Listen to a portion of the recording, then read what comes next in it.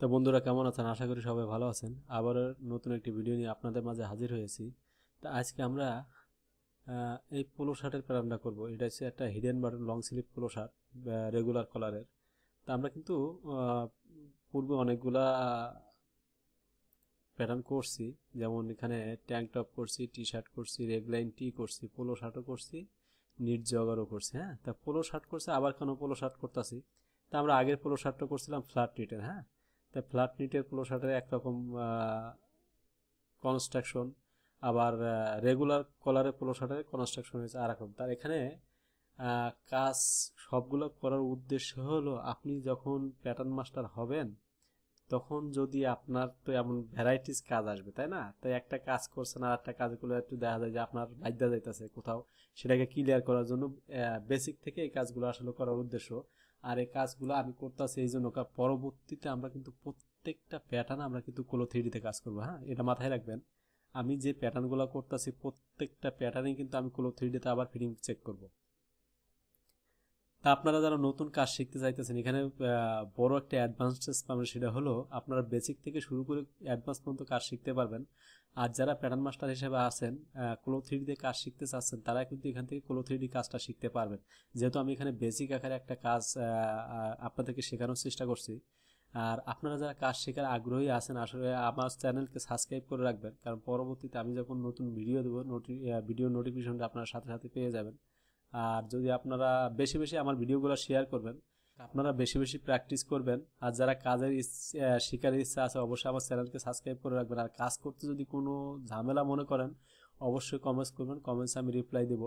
আর আপনাদের যদি কাজ শেখার জন্য ক্র্যাক কোনো সফটওয়্যার লাগে, অপটিটেক্স 11 ভার্সনটা হয়তো আপনাদেরকে আমি দিতে পারবো। তা আমি কথা না বাড়িয়ে আমি কাজে চলে যাই। তো এখান থেকে আজকে আমরা এই পোলো শার্টের প্যাটার্নটা করবো। হ্যাঁ, তো এখান থেকে আমি আমার সফটওয়্যারটা ওপেন করি।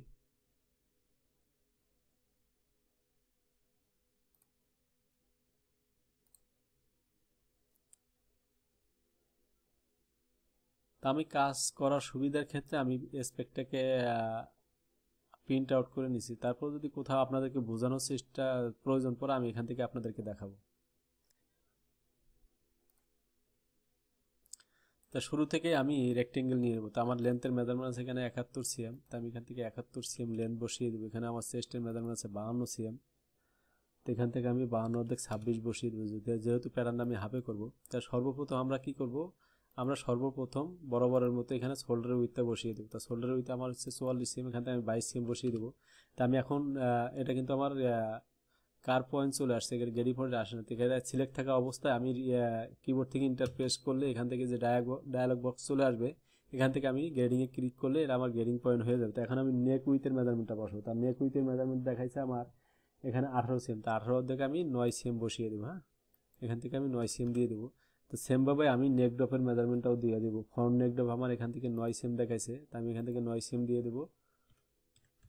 আর ব্যাক নেক ড্রপটা দেবো, এখানে ব্যাক নেক ড্রপের মেজারমেন্ট আসলে দেখায় নাই। হ্যাঁ, ব্যাক নেক ড্রপের মেজারমেন্ট আছে 2 cm, আমি এখান থেকে 2 cm বসিয়ে দেবো।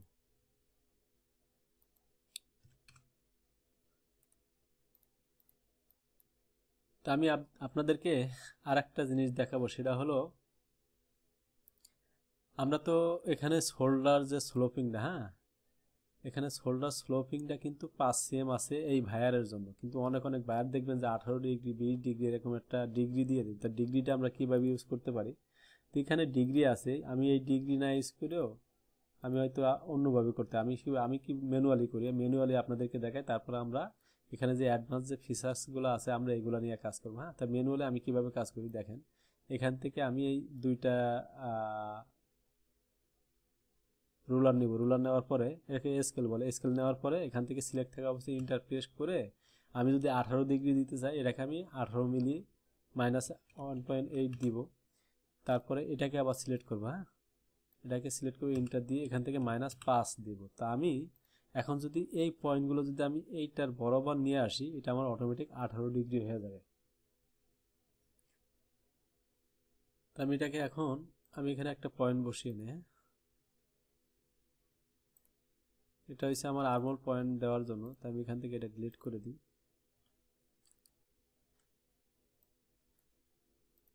আমি 5 সিএম লেস করে দেখি আসলে আমার এই ডিগ্রিটা আসে কিনা। এই যে দেখেন 5 সিএম কিন্তু আমার 2 সিএম ডিগ্রি, আর এটা কিন্তু 18 ডিগ্রি, যেহেতু আমি এখান থেকে আরেকটু উঠিয়ে দিব।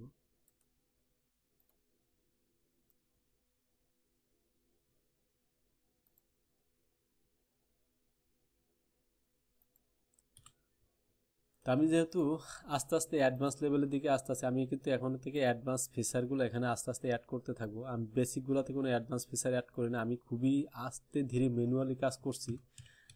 তা আমি আস্তে আস্তে এখানে ফিচারগুলো অ্যাড করবো। এখান থেকে আমি আমার অ্যাক্রস ব্যাকের পজিশনটা বসিয়ে নেব। তার আগে আমার এখানে কি করবেন, এই পজিশনটা বসানোর আগে অবশ্যই আপনার আর্মহোলের মেজারমেন্টটা অ্যাডজাস্ট করে নেবেন। তো এখানে আর্মহোলের মেজারমেন্ট চাইছে 23 সিএম, তো এখানে আছে কত 20.66। তা আমি এখান থেকে মাইনাস 2.23 সিএম আমি আরো 1.1 কমিয়ে দিই। আচ্ছা, এখন আমার 23 সিএম ঠিক আছে। তা আমি এখান থেকে আর্মহোলের অ্যাক্রস ব্যাকের মেজারমেন্টটা পজিশনটা বসিয়ে নেব।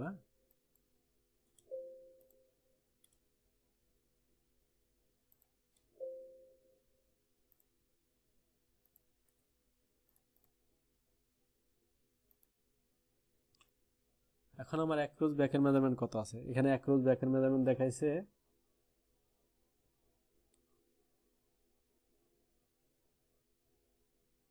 অ্যাক্রস ব্যাক 41, তাহলে আমার লাগবে 20 হাফ।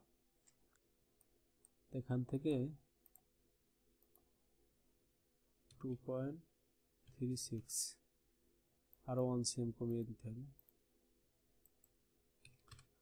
এখন দেখেন আমি কিন্তু এখানে আরেকটা জিনিস অ্যাড করব, সেটা হলো আমি এই যে যেমন এখানে মেজারমেন্টটা শো করতেছে, এখান থেকে কিন্তু আমি শোল্ডারের মেজারমেন্টটাও শো করানোর জন্য এখানে একটা লাইন টেনে নেব। আগের পর্বগুলোতে আমি কিন্তু টানি নাই, আমি কিন্তু আস্তে আস্তে এগুলো আসলে অ্যাডভান্স লেভেলের দিকে কাজ করবো। হ্যাঁ,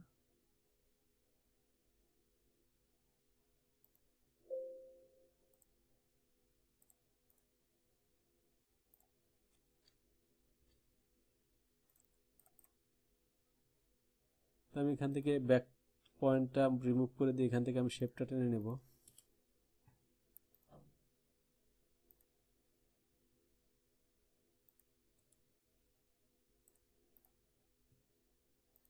আর্মহোলটাকে আমি এখন কার্ভ করে দিব।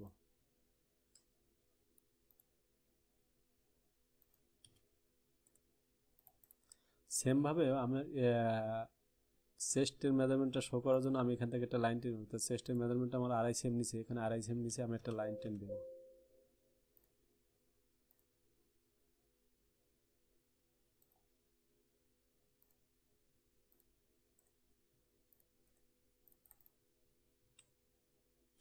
আমি প্যাটার্নটাকে সেভ দিয়ে নেব। তো আমার পোলো শার্টের প্যাটার্ন কোথায় আছে, লং স্লিভ প্রো।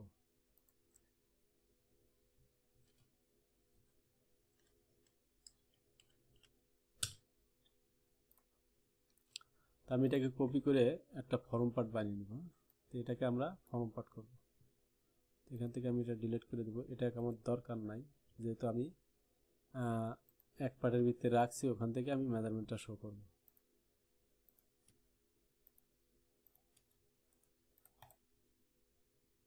তো আমার শেপটা চেক করার জন্য আমি এটাকে হাফ করে নেব।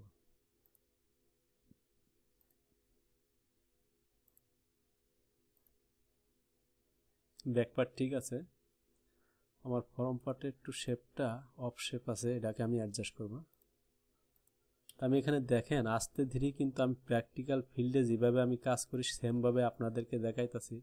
এখানে আসলে লুকোচুরির কিছু নাই, আমি যেভাবে প্র্যাকটিক্যাল ফিল্ডে কাজ করি সেভাবে আপনাদেরকে দেখানোর চেষ্টা করতেছি। আপনারা যদি তারপরও কাজ না শিখতে পারেন আসলে আমার কিছু বলার নাই। তা আমি এখান থেকে আমি কিন্তু অ্যাক্রস ব্যাকের মেজারমেন্টটা অ্যাডজাস্ট করছি, আমি এখান থেকে অ্যাক্রস ফ্রন্টের মেজারমেন্টটাও অ্যাডজাস্ট করে নেব। তো এখান থেকে আমার 39 সিএম, তো 19 হাফ লাগলে এখানে আমি 1 সিএম কমিয়ে দিলে আমার এটা অটোমেটিক অ্যাডজাস্ট হয়ে যাবে। তো এখন দেখেন আমার কিন্তু back part front part complete, মানে আমার স্যাম্পল প্যাটার্ন প্রায় পুরো কমপ্লিট। তো এখান থেকে আমি দেখি আসলে আমার শোল্ডার ফরওয়ার্ড আছে কিনা। হ্যাঁ, shoulder forward, shoulder same forward 1 CM আছে। তা আমি শোল্ডার সেম ফরওয়ার্ড দেওয়ার আগে আমি এখান থেকে অ্যাডভান্স যে ফিচারটা সেটা চেক করবো। তো আমি প্যাটার্নটাকে এখান থেকে ঘুরিয়ে নেব, ঘুরিয়ে নেওয়ার পরে আমি প্যাটার্নের অ্যালাইনমেন্টটা চেক করবো, প্যাটার্নের শেপটা স্মুথনেস আছে কিনা। কোথাও কোনো বাড়িয়ে মারে কিনা সেটা আমি দেখে নেবো। হ্যাঁ,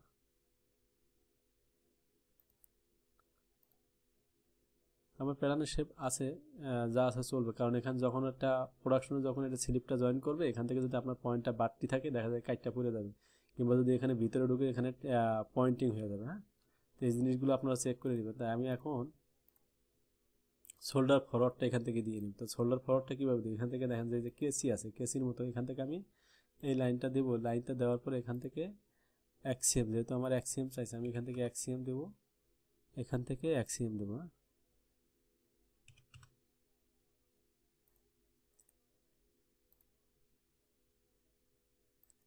তো আমি এটাকে এখন কি করব, এটাকে আমি ব্যাক পার্টের সাথে জোড়া দিয়ে দিলে আমার এটা কিন্তু ফরওয়ার্ড হয়ে যাবে।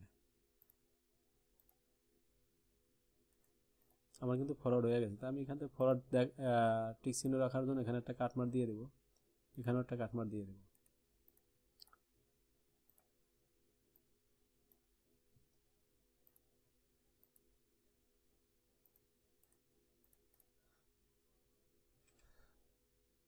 তো আমরা এই পর্বে ব্যাক পার্ট ফরম পার্টটা কমপ্লিট করলাম। তার পরবর্তী পর্বে আমরা বাকি কাজগুলো করব।